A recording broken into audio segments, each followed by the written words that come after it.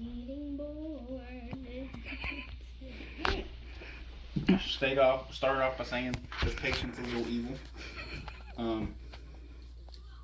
They get very bored.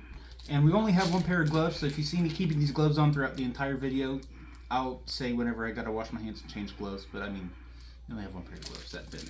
So, right before we go in, patient, will you stop messing with your skin, please? You're gonna hurt yourself. Okay, and so, not introduce myself, explain the procedure. I would have performed hand hygiene. I'm going to gather all my equipment once I got the okay from the patient. I've had this all checked against the MAR. I'm going to go in, ask the patient, two-step identifier, name, date of birth.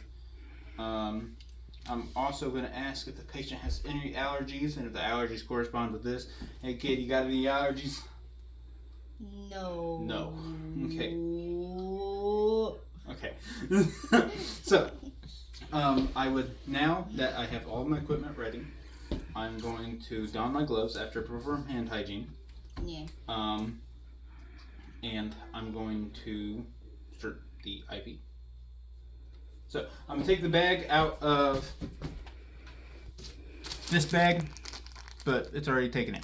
So, we're going to hang the bag up. We're going to take out the IV start kit, which is this long little wired thing here.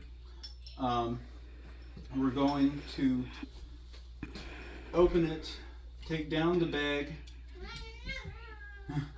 We're going to take off the little lid covering this bit right here. I don't know if you see it. And we're going to use our spike, twist it down in a downward motion, making sure not to touch this bit like I'm touching right now. We don't want to do that. We don't want to touch it. We don't want to contaminate it at all. Make sure it's all the way down, twisted, and we have this all the way stopped. We're gonna hang it up.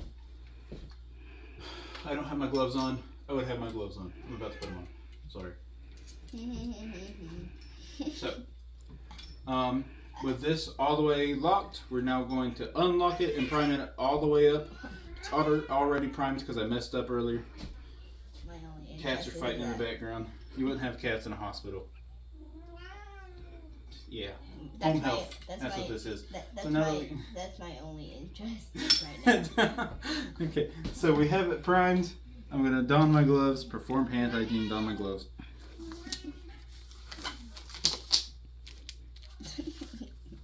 Clean technique, it's not a sterile technique, so don't worry about doing all that fun stuff. Okay, so now that I have this, I'm gonna take out my J-loop.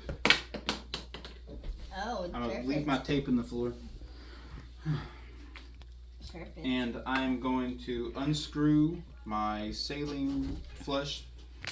Gonna make sure all of the air's out of it. Squirt it. Get it all out of there. And I'm now going to prime my J-tube. My J-loop. Maybe. Okay. And we have it here ready to go. So, patient, can I see your arm real quick? Cool, thank you. Flip it this way for me. This thing, yeah. There we go. So, weep. Oh, weep. You gonna put it on there? I'm not gonna do it very tight because our patient. Turn muscly. Yeah, turn muscly. Okay. We're not gonna do it very tight. Leave it like that. And we're now going to get the IV ready. And I'm going to feel for a vein after the fact, because that's when the veins get all big and you're going to feel up in an upward motion just to get the right vein. So I found one. We're now going to take out our... Oh, no we're not. Joking. We're going to take out our ChloraPrep, squeeze it, and wipe in a motion like this. We're going to go up and down the forearm. And we're going to make sure not to touch that spot. Once it's wet, we're going to wait about 30 seconds. While we're waiting, I'm going to get my needle ready.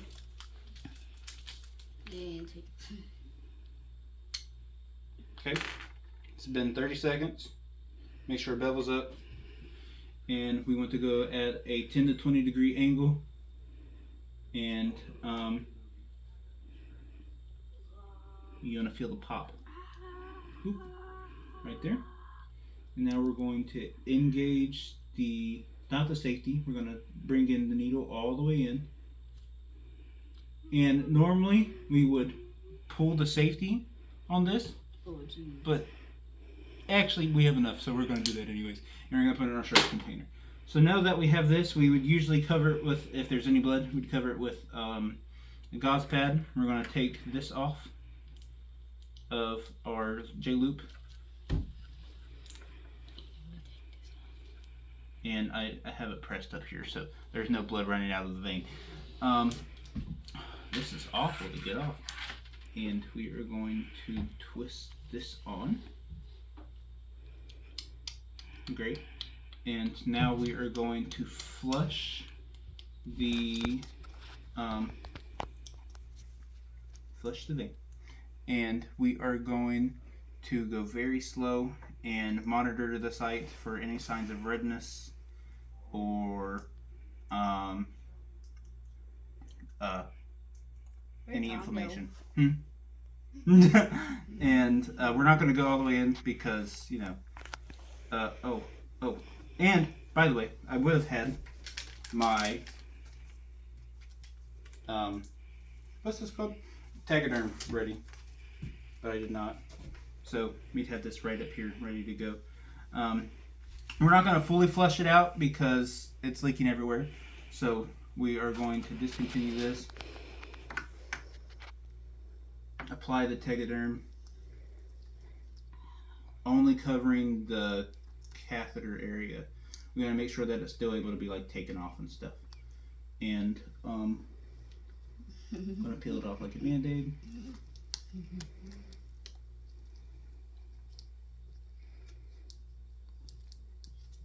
Okay. And now this is when we'd wrap it all around this little bit here. Make sure it's all completely stable. We can just go ahead and do that now. And make sure there's as minimal amount of movement as possible. We're going to hang the J-loop. Oh, and also, before I would have continued to do this, I would have taken off this. I would have taken off the tourniquet. And now I'm going to lock the J-loop in place. And I'm going to continue with my IV. So now with my impatient patient, I'm going to let them go sit down. Thank you, patient. Thanks. And this is another time where I would take off my gloves, perform hand hygiene, don new gloves. And I am now going to connect the IV to the J-loop. So we're going to take off the cap here. Cool. We're going to take out an alcohol wipe. And we wouldn't have to wipe this because it hasn't been used yet. So we're not wiping this, we're going to wipe the port. Well, yeah, right here. And we're going to scrub it vigorously. Scrub the hub. Yeah, scrub the hub very vigorously. I'm going to make sure it's completely cleaned of any bacteria. Going to let it dry. And once it dries, we're going to connect it.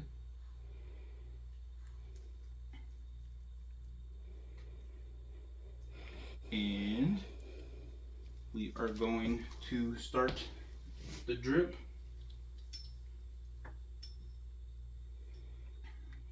To doctor's prescribed orders. And yeah, I think that's it. So now we would monitor the site for any signs of redness. I need to stop that because it's leaking everywhere. Oh Jesus.